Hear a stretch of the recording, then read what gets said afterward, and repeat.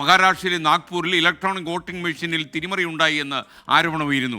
EVM മെഷീനുമായി തെരഞ്ഞെടുപ്പ് ഉദ്യോഗസ്ഥൻ സഞ്ചരിച്ച വാഹനം ആക്രമിച്ചു. പോലീസ് എത്തി ഉദ്യോഗസ്ഥനെയും മെഷീനും സ്റ്റേഷനിലേക്ക് മാറ്റിയിട്ടുണ്ട്. ശ്രീനാഥ് ചന്ദ്രൻ മുംബൈയിൽ നിന്ന് തത്സമയ വിവരങ്ങളുമായി ചേരുന്നു മോർണിംഗ് ഷോയിൽ.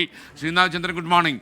എന്തൊക്കെയാണ് വിവരങ്ങൾ? മഹാരാഷ്ട്ര തെരഞ്ഞെടുപ്പ് സമാധാനപരമായി കഴിഞ്ഞു എന്ന് ഞാൻ മനസ്സിലാക്കുന്നു.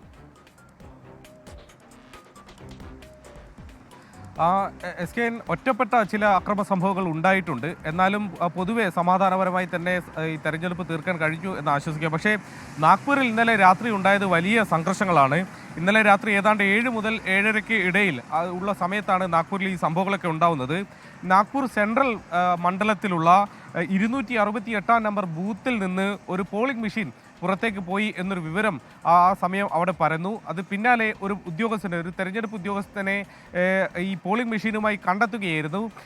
അദ്ദേഹം ഒരു ഫോട്ടോസ്റ്റാറ്റ് എടുക്കാൻ വേണ്ടി വാഹനം റോഡ് വശത്ത് നിർത്തി കടയിലേക്ക് പോയി തിരികെ വരുമ്പോഴേക്കും വാഹനം കുറേ ആളുകളെത്തി വളഞ്ഞു. അത് കോൺഗ്രസ് പ്രവർത്തകരാണ് എന്നാണ് നമ്മൾ മനസ്സിലാക്കുന്നത്.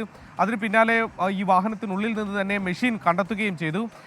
എന്നാൽ പോലീസ് ഉടനെ തന്നെ സ്ഥലത്തെത്തി ഈ സംഘർഷത്തിനിടയിൽ നിന്ന് ഉദ്യോഗസ്ഥനെ രക്ഷിച്ചു കൊണ്ടുപോയി ഈ മെഷീൻ പോലീസ് സ്റ്റേഷനിലേക്ക് മാറ്റുകയും ചെയ്തു. പിന്നാലെ പോലീസിൻ്റെ ഭാഗത്തു നിന്ന് ഒരു വിശദീകരണം വന്നിട്ടുണ്ട്.